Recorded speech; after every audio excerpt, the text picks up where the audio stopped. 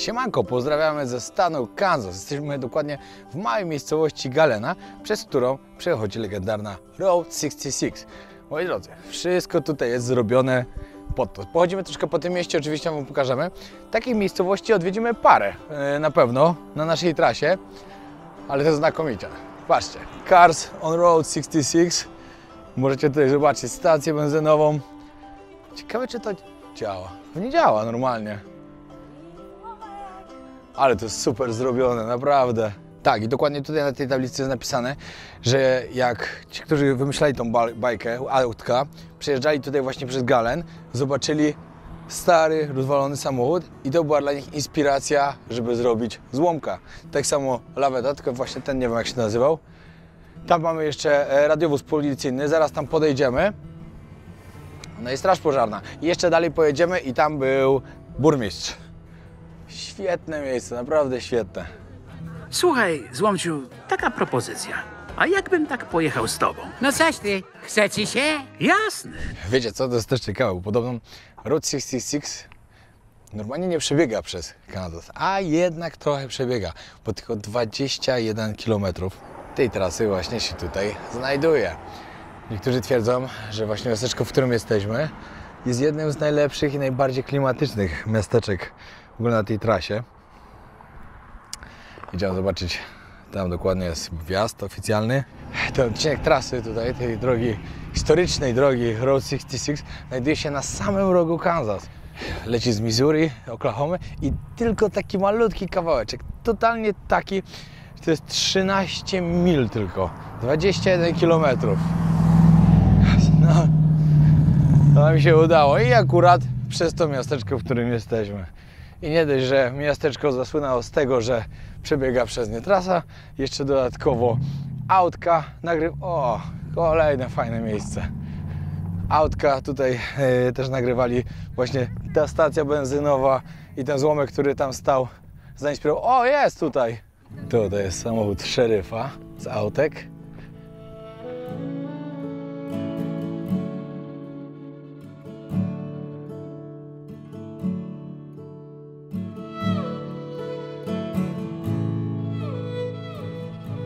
Santa Monica. Tam dokładnie zakończymy naszą trasę. Tam jest koniec Route 66, dokładnie w Los Angeles i tam będzie też koniec naszej podróży.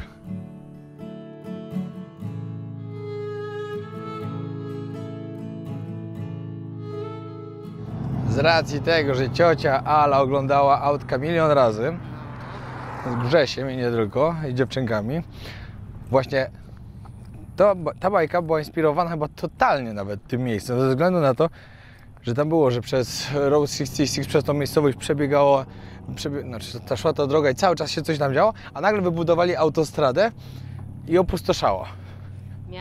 Miasto opustoszało. I po prostu jak przyjechał ten zygzak, John nie przyjechał. przypadkowo się znalazł. Tak. Ale nie będziemy spoilerować, bo może ktoś chce obejrzeć. Oglądnijcie. Na faktach możecie wierzyć albo nie. Ale na 100% na faktach, już my nawet widzieliśmy tych ludzi, czy te samochody, które tam występowały. Stację benzynową, zygzaka widzieliśmy. No. Dużo Złomka widzieliśmy z tej bajki, więc nikt nam nie powie, że to jest nieprawda, bo my widzieliśmy na własne oczy. I widzimy to miasteczko, które też było w tej bajce. Więc to jest 100% na faktach. Hello. Więc tak, jak ktoś chce obejrzeć, to polecamy. Tak, dokładnie. Tylko, nie no, w sumie kończyć jest happy endem, to można. No, z happy endem, tak? Tak jest.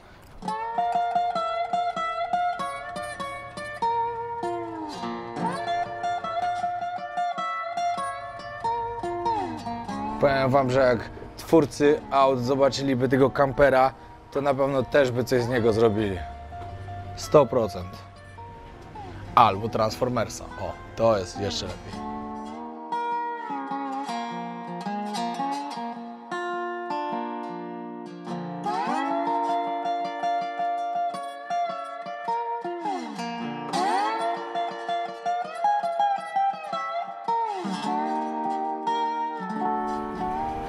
Tutaj Hudson, też z bajki auta. Stacja benzynowa.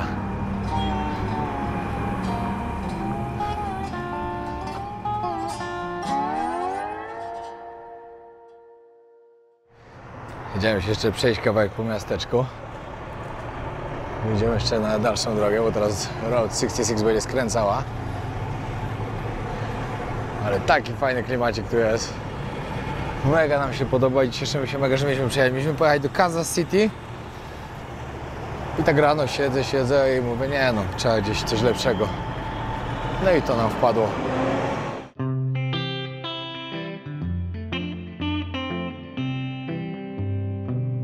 Wiem, że teraz paru z was może pomyśleć, że jestem jakiś nienormalny. Że się zachwycam miejscem, gdzie bajka nagrywa. Znaczy, bajka była inspiracją. Czy to miejsce było inspiracją do bajki? O, tak powiem. To jest takie fajne tutaj być. Naprawdę. Jak ktoś oglądał, to myślę, że przyzna nam rację. A jak ktoś nie oglądał, a ma dzieci, no to niech sobie oglądnie z dziećmi. I zobaczycie, jak się przeniesiecie z mojego filmu do tej bajki. Albo na odwrót.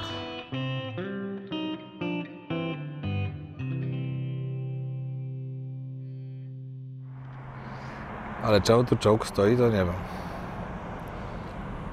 Tego w autach nie było. Flaga Ameryki zrobiona z blach rejestracyjnych. Kansas, wszystko jest Kansas. No i dobra, ruszamy dalej. No i kolejny stan, do którego wjeżdżamy, jest to Missouri. I zobaczymy, co ciekawego nas tutaj spotka.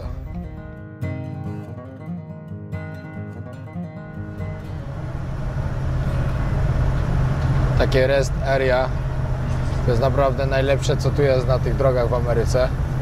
Codziennie praktycznie tam śpimy. Albo właśnie na tych takich miejscach na odpoczynek, albo Walmart. Nie trzeba brać żadnych kempingów, ani nic się martwić. Tutaj normalnie możecie spać. Nikt się do was nie przyczepi.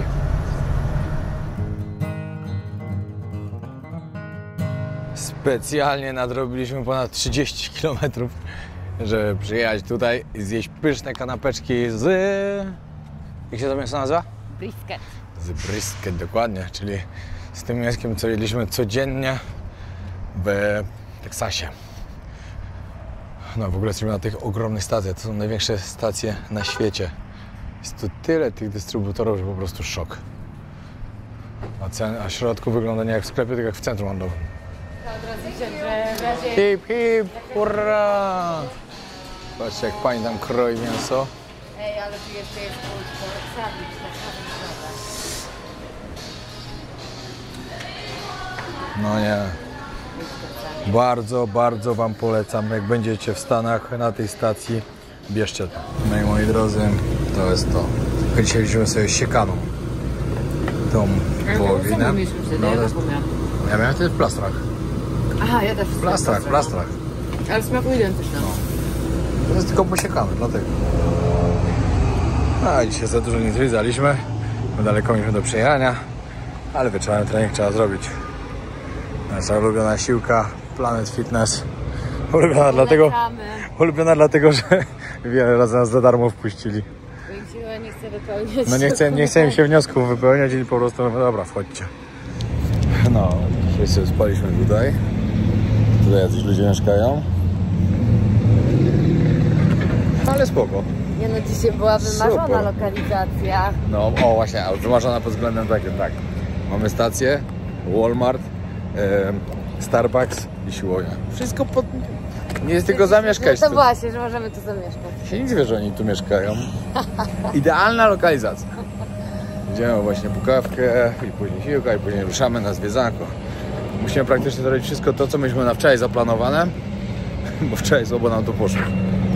Ale dobrze, przydał się taki dzień. Trening skończony. Właśnie dostałem dwie świetne wiadomości.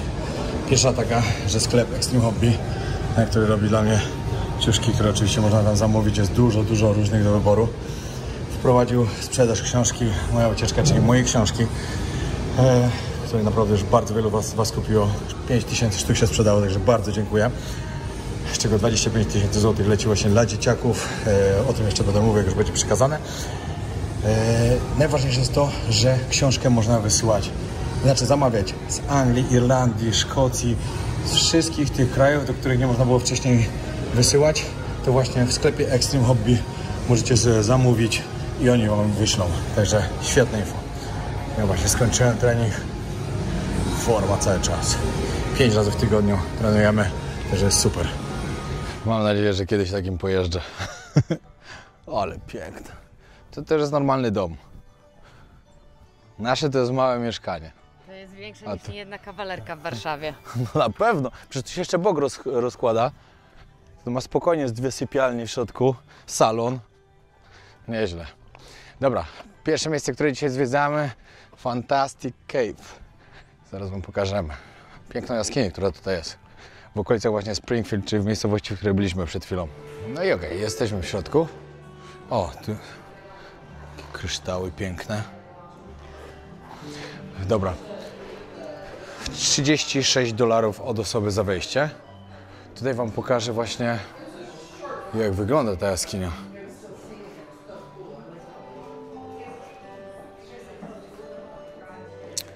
Fajnie. Czyli będziemy tutaj po prostu wjeżdżać, no i wracać. Tutaj macie fajną ciekawostkę. W samym stanie Missouri macie 13 jaskiń, które można zwiedzać, a ogólnie jest ich 6000 aż. Nazywają to właśnie Missouri stanem jaskiń. To jest ciekawe. No i my dzisiaj jedną z chyba najbardziej popularnych odwiedzimy właśnie. Takim samochodzikiem będziemy jechać. Patrzcie, wjeżdżamy do jaskini. Ja wiem, że w takiej jaskini też jeszcze nie byłem, że samochodem wjeżdżać jeszcze przez bramę metalową. To jest mocne. Ameryka. Przez taką bramę wjeżdżamy do jaskini. Mocne naprawdę. Nie no, w jaskini samochodem to jeszcze nie byłem.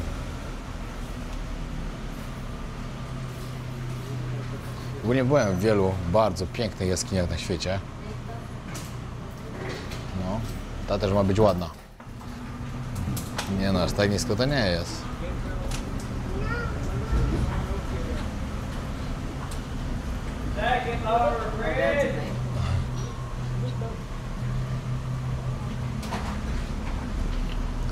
Wiecie co, mi się wydaje, że po prostu oni są tak leniwi, że im by się nie chciało tutaj chodzić. A żeby można było mieć taką atrakcję turystyczną, no to trzeba było zrobić samochody, no bo jest taka możliwość, bo ta jaskinia jest taka ogromna.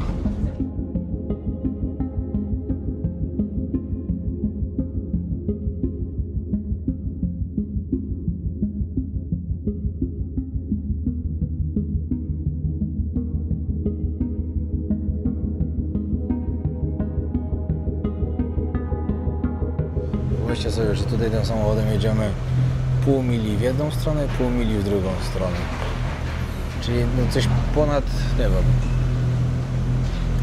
wiem, 1,6 km mamy. Nie chyba nawet, to były kilometr. No nie wiem, no tak powiedział, że pół mili, pół mili. Także to jest trasa taka do przejścia dla każdego praktycznie. No to samochód. Ja rozumiem, jakbyśmy mieli 10 km albo więcej.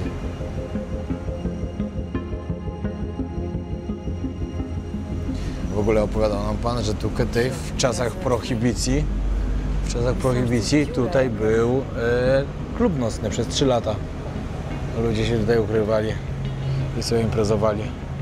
No, to jest pokazane. 27 lutego 1868 pierwszy raz jaskinia była eksplorowana przez 12 dziewczyn, przez grupkę.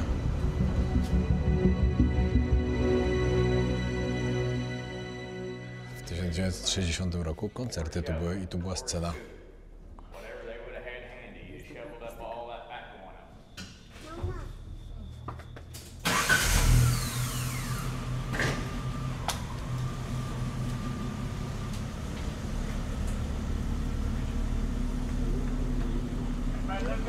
O, i teraz idziemy do ładnego miejsca. Patrzcie. No, piękna jaskinia, naprawdę piękna.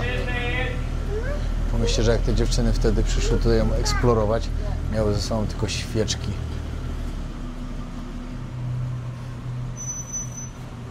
Alicja, pochwal się, jakie ładne zdjęcie dostaliśmy. Ja myślę, że trzeba je w ramkę.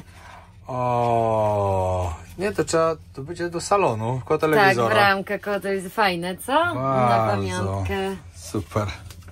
A tutaj sobie dajmy teraz, tak żebyśmy je cały czas widzieli, Tak. to może tam gdzieś z przodu sobie je postawimy. Koniecznie, no. Gdzieś tutaj, popatrz. Piękne. Piękno będzie. 12:30, robimy śniadanko, dzisiejsza krzyłka.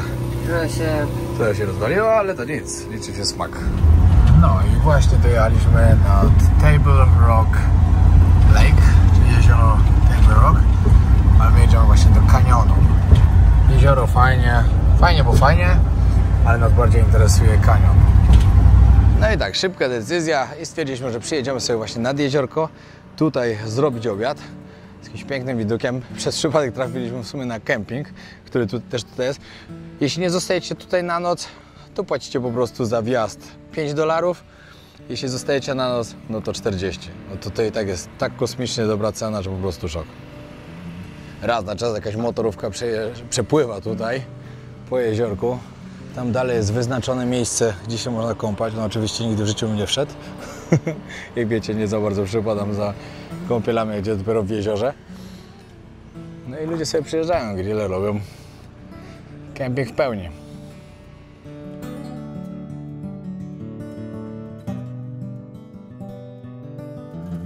Pierwszy października, a to pogoda po prostu idealna. Myślę, że naprawdę dobrze zaplanowaliśmy tą podróż. Trzeba wodę uzupełnić, póki jest okazja. Tutaj akurat jest hydrant. Na styk.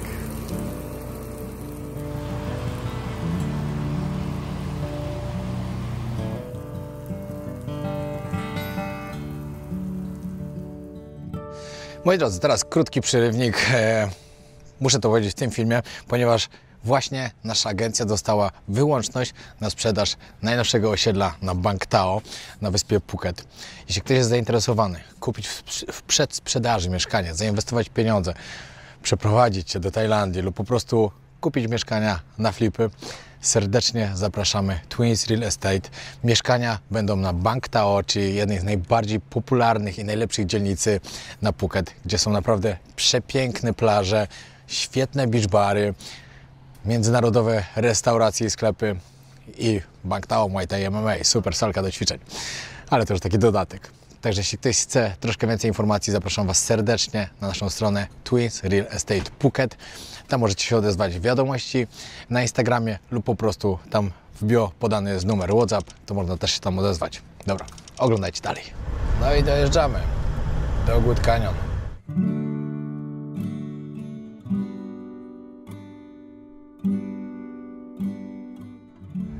No i jesteśmy. Dobra, ostrzeżenie dostaliśmy, żeby nie wjeżdżać. Nerwis, także musimy iść tam z buta. Welcome to paradise. Troszkę natury dzisiaj. Tutaj właśnie występują takie skały. Tylko to się nazywa Table Rock. Są takie płaskie jak stoły. Patrzcie, to normalnie wygląda, jakby warstwami było ułożone jedno na drugim.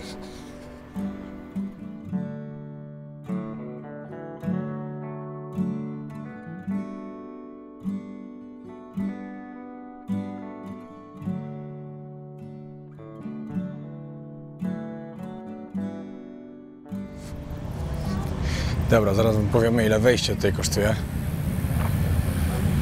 Bo wygląda bogato i drogo. Mówię Ali, o, żółw płynie. Ona widzi, patrz, wąż płynie. Dobra, tutaj to miejsce jest otwarte do 17. Pan powiedział, idźcie sobie, możecie zwiedzać bez problemu. Jak będzie trzeba wychodzić, to rangersi wam powiedzą, że macie wchodzić. Wejście kosztowało $19 plus tax. Pan nam dał i tak zniżkę. Jeszcze 10%. I dodatkowo możecie sobie tutaj wynająć rowerek za $16 albo mieć swój i sobie jeździć po prostu. A my oddajemy się tej pięknej naturze, idziemy sobie odpocząć, pochodzić fajnie i podziwiać.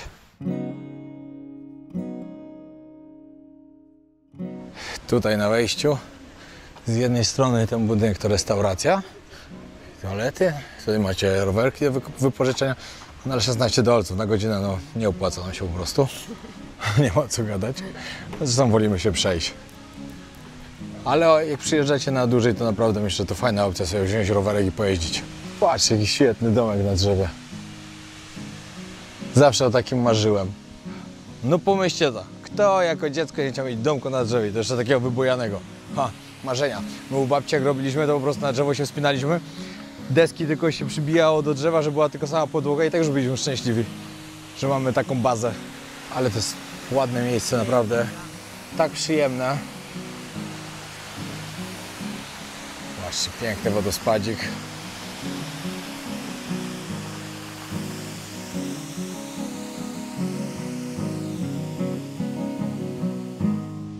O, popatrzcie jeszcze z tej strony, ile zrobionych domków dla ptaków. Ej, chodź zobaczymy tam bliżej.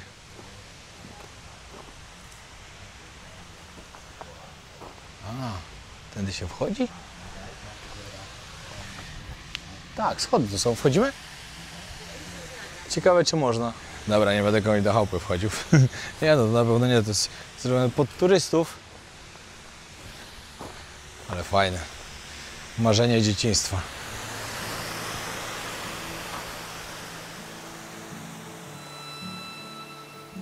Tutaj kościółek mały, drewniany.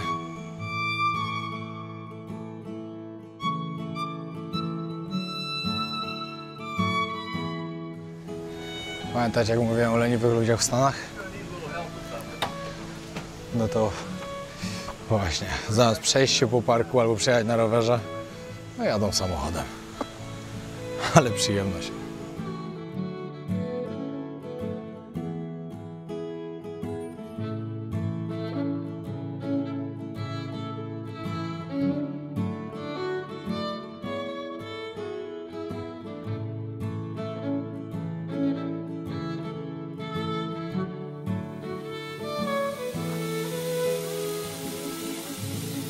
Tego właśnie nam trzeba było. Odpocząć od kampera, pochodzić sobie w takim miejscu, powdychać świeżego powietrza. Dobry reset dla mózgu. Bardzo dobry. Wszędzie już rozstawiają dynie. W tym miesiącu będzie Halloween. Hej, patrz. Cowgirls, cowboy. Toalety. I w ogóle patrzcie, jakie śmieszne dynie. Sztuczne? Ty, prawdziwe. To jest wszystko prawdziwe. Patrzcie, jakie śmieszne one są. Widziałem, no tutaj też jest taka. Patrzcie to. Ale czadzior. Taka jest.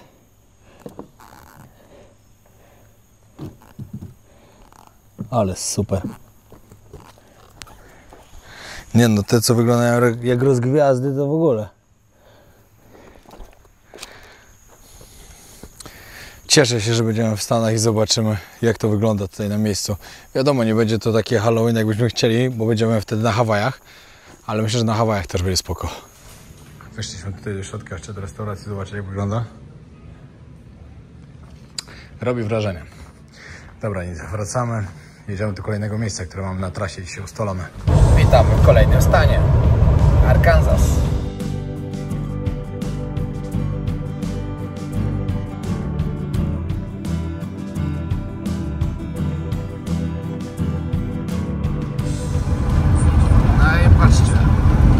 Czy wiecie, ale tutaj w Memphis mają też piramidę.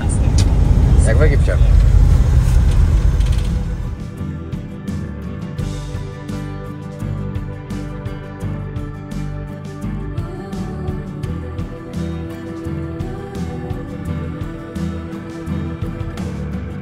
No i jesteśmy w nowym stanie w Tennessee, w mieście Memphis. Miasto Memphis jest najgorszym, w sumie nie wiem czy najgorszym, jest to największa przestępczość w całych Stanach Zjednoczonych. Jest najbardziej niebezpiecznym miastem. Także troszkę wam później pokażemy, pojedziemy pod dom Elvisa Presleya i przejdziemy się ulicami i troszkę o tym opowiemy. Ogólnie, że wjechaliśmy do miasta i jechaliśmy przez nie, to już naprawdę widać, że jest tutaj wesoło. Dużo bezdomnych, dużo ludzi, którzy gadali sami do siebie, czyli chorych psychicznie po prostu. No i narkomanów. Zobaczymy, co będzie dalej. Moi drodzy, jak Memphis, to musi być też dom Elvisa Presleya. Elvis Presley nie urodził się tutaj, ale stąd pochodzi. W wieku 13 lat z rodziną przeprowadził się właśnie tutaj i tutaj zbudował całą swoją karierę muzyczną. Kto nie zna na świecie Elvisa Presleya, no, totalnie każdy, jest to totalnie ikona światowa i właśnie dzisiaj będziemy mieli okazję zwiedzić jego dom. Posiadłość, o dom to jest mało powiedziane. Jego posiadłość, która jest już widzimy, że to jest po prostu tak ogromne, że szok. I dzisiaj Wam to pokażemy, a później pojedziemy na miasto i pokazać troszkę więcej właśnie jak jest Memphis. No tak jak Wam mówiłem, no Memphis jest najgorzej oceniany miastem, najbardziej niebezpiecznym w całych Stanach Zjednoczonych, chociaż w tym roku już podobno bardzo się to poprawiło.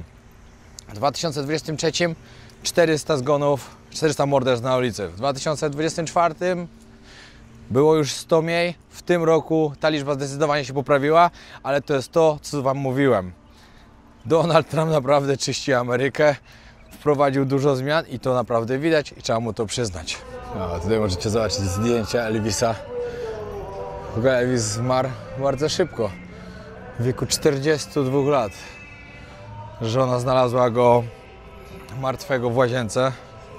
On miał po prostu problemy z nadużywaniem leków. Strasznie szybko umarł. Dostaliśmy bileciki. Tak, wzięliśmy taką opcję za $51. Tam możemy zobaczyć muzeum plus jego samoloty. Tutaj w tej lepszej jeszcze był dom, no a tutaj już VIP-owskie to wiadomo. Dużo innych rzeczy. No i tak, możemy sobie kupić coś z Elvisem. Chciałbyś coś z Elvisem? Wiemy na pewno tędy ma miejsce?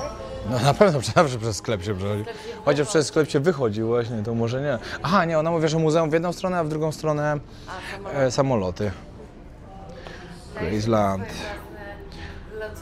Wtedy jak Elvis kupował ten dom, miał już 1000 metrów kwadratowych, on go rozbudowywał. On wtedy na tamten czas zapłacił $102,000. W 57 roku, to sobie wyobraźcie, ile to na tamte czasy musiało być. No, zaraz Wam pokażemy.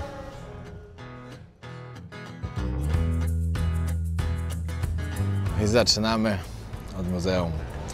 No i tak, w wieku 18 lat Elvis Presley udaje się do Sun Studio nagrać sobie dla beki po prostu utwory i właściciel studia go wypatrzył, mu się spodobało. W wieku 19 lat nagrał oficjalnie pierwszą piosenkę przez studio. Właśnie ta piosenka jest uważana za narodziny rock and rolla na świecie. Było to dokładnie w 56 roku. Tutaj możecie zobaczyć właśnie tego właściciela z Sun Records, który zauważył jako pierwszy Elvisa. W 1956 roku, w wieku 21 lat, Elvis Presley staje się fenomenem światowym. Po prostu podpisuje swój pierwszy kontrakt z wielką wytwórnią płytową. Jego kawałek Heartbreak Hotel pozycjonuje się na pierwszym miejscu list przebojów w USA. No i dodatkowo zagrał wtedy w filmie Love Me Tender i po prostu jego sława eksplodowała.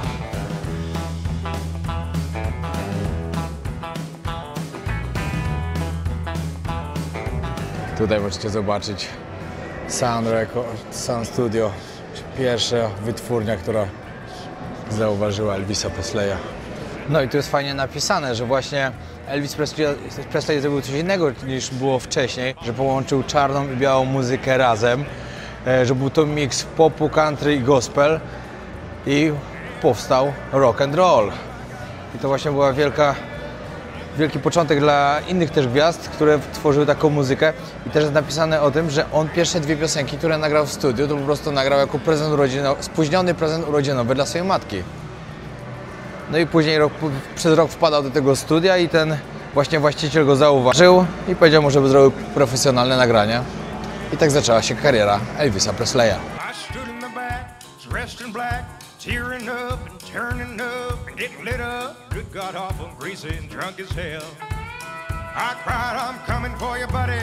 That's where I'm bound. I'm a-talking about hellfire. Oh, hellfire.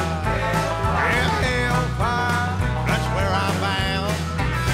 I'm a-talking about hellfire. Oh, hellfire. Yeah, hellfire. That's where I'm bound.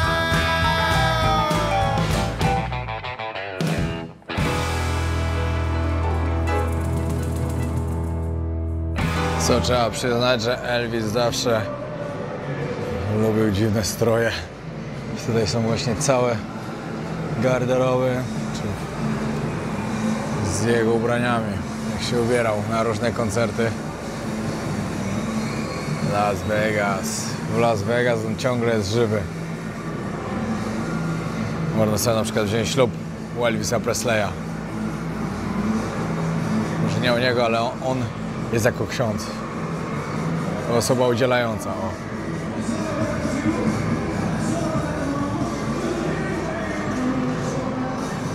I te wszystkie nagrody, które otrzymał.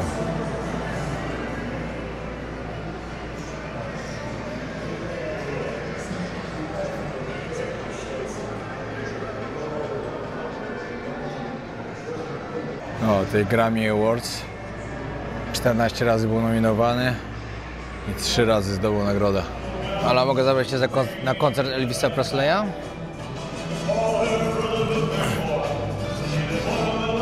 Pomyśl, jak wtedy dziewczyny musiały sikać na jego widok. Jeju. Miliony kobiet go kochało. No, tutaj różne albumy Elvisa.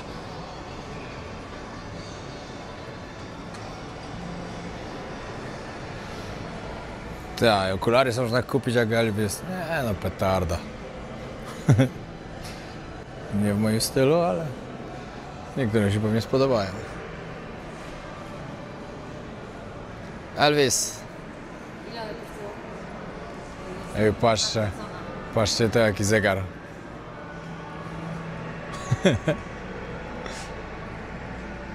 Gitarę można kupić.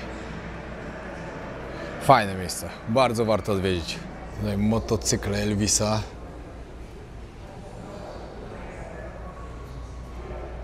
Ale musi być obrzydliwie bogaty na tamte czasy.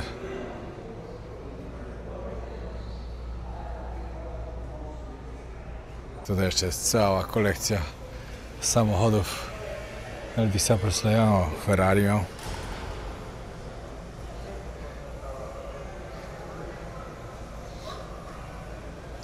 No jak na tamte czasy to naprawdę miał samochody z najwyższej półki. No a tej najpopularniejszy samochód Elvisa właśnie różowy Cadillac. 55 rok. O, takiego auto to ja nawet w życiu nie widziałem. Na oczy. Black Hawk.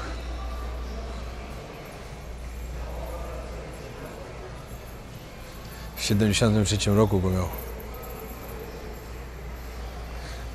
Na tamte czasy taki samochód kosztował $30,000. Mercedes. Nie no, znakomite miał samochody. Nie no, patrzcie to.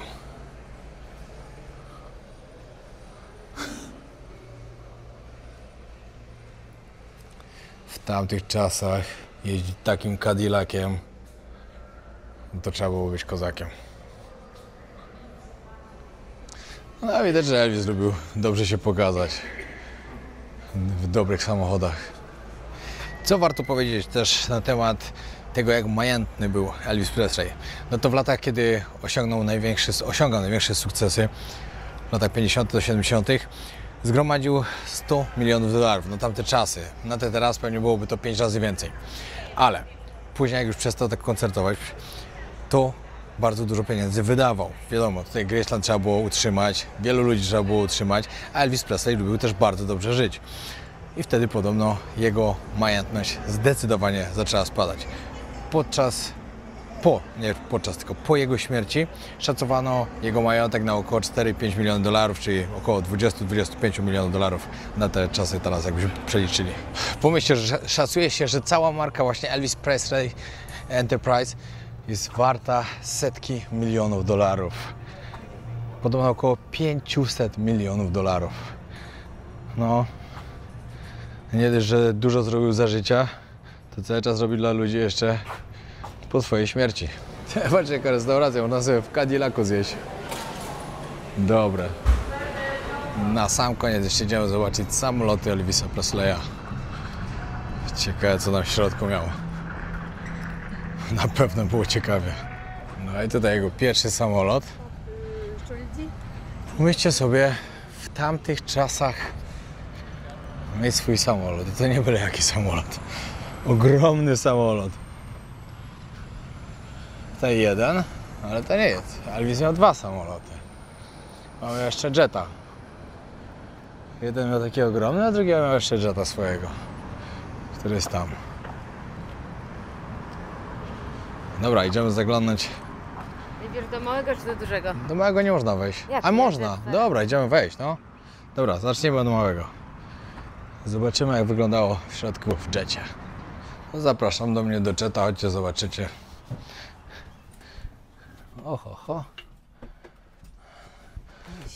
Śmierdzi jak nie ma, ale jak na tamte czasy to tak normalnie bym powiedział. Na tamte czasy to luksus. Na tamte czasy to w sumie luksus, no. Na te czasy teraz to by gwiazdy tym nie chciały latać.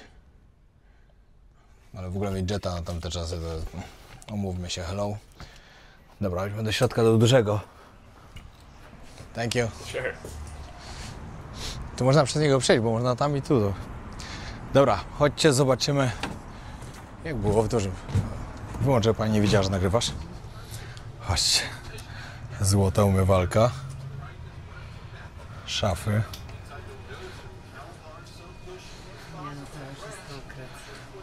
Elegancki telewizor. Kanapy, no nie no. Dobrze, miał dobrze. Tutaj jeszcze salon.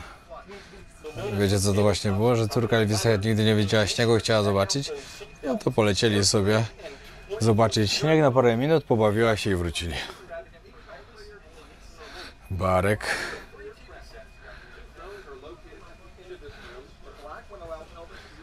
No ciekawie tutaj.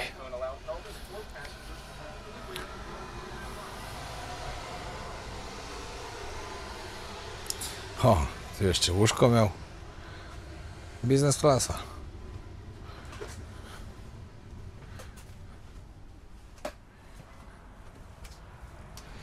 No. Elvis wiedział, jak wydawać pieniądze. Coś musiał z nimi robić. No coś musiał, dokładnie. Miał ich tyle, że coś musiał z nim robić. No. I nie żałował sobie na nic z tego, co widać. I po to się zarabia pieniądze. Bardzo ważna rzecz, bo pewnie wielu z Was, zresztą tak jak my, Elvisa Presleya kojarzy z Las Vegas. Ja byłem przekonany, że Elvis Presley pochodzi z Las Vegas, Lala tak samo. I pewnie wielu z Was tak myśli. Ale nie. Elvis Presley dlatego jest kojarzony z Las Vegas, że po latach przerwy od koncertowania wrócił do Las Vegas, zaczął znowu tam koncertować, dał chyba 600 koncertów, miał też tam swój hotel, wziął tam ślub. No i po prostu do teraz Las Vegas kojarzone jest z Elvisem Presleyem, a Elvis Presley z Las Vegas właśnie. Na przykład możecie sobie wziąć tam ślub, Elvis Presley Wam go może dać. Możecie kupić pamiątki związane z Elvisem Presleyem. Możecie zobaczyć jakieś koncerty, gdzie po prostu ktoś przebrany z Elvisa Presleya będzie śpiewał. I dużo więcej. Dobra, wychodzimy. Fajnie było, warto odwiedzić, jak ktoś z Was będzie w tych okolicach. Naprawdę bardzo warto. Jedziemy teraz na miasto. Pokazać, jak wygląda właśnie tam. Zobaczymy, czy to, co jest napisane na internecie, że jest tak źle, to naprawdę będzie to widać. Chociaż już jak jeździliśmy po tych uliczkach, to już Wam mówiłem, że nie, dużo widać odklejonych ludzi, niestety. Ale zobaczymy, jak będzie w centrum. No, jeszcze z takich ważnych rzeczy w sprawie Memphis jest to, że w tym mieście żyje najwięcej Afroamerykanów w całym stanie. No i na ulicach to widać. Mało co w ogóle widać białych ludzi. Czy jest związane z przestępczością na mieście? Ja tego nie powiedziałem.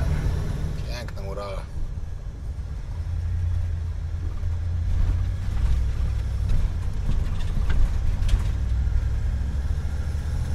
Jedziemy właśnie do downtown. No i jestem w centrum, czy w downtown dokładnie. Wielki stadion FedEx Forum. I tutaj główna ulica właśnie, która jest znana właśnie z bluesa i jazzu. Jest tu dużo znanych, fajnych klubów właśnie, że wieczorami na pewno to świetnie wygląda. No a oprócz tego ludzie, którzy siedzą na chodniku. Tutaj właśnie w tych klubach wieczorami jest muzyka na żywo. Czytałem o tym, że jak ktoś lubi sobie posłuchać, to bardzo warto tutaj przyjść. O, Blues Hall. Won't Won't you let me dream that you're mine again for just one dance, to let my blue heart pretend I'm just a fool and I can't get over you. So let me dream if my dreams can come true. I know you remember what we used to have. No nic, dobra. Myślę, że to by było na tyle w tym odcinku. Dzięki wielkie, że oglądaliście. Odcinek zrobiłem tak naprawdę z paru dni.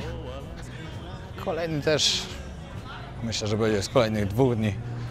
Mamy parę stanów do przejechania. W ogóle kolejnym stanem, którym będziemy, to będzie Kentucky.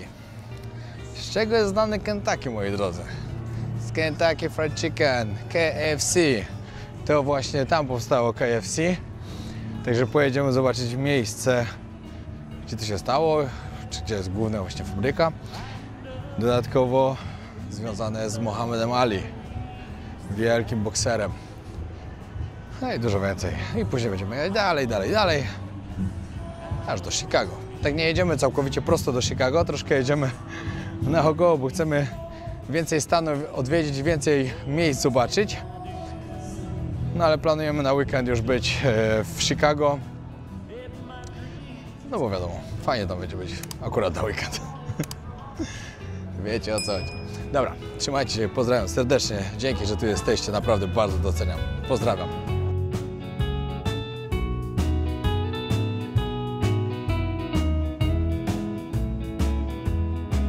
I know you remember what we used to have.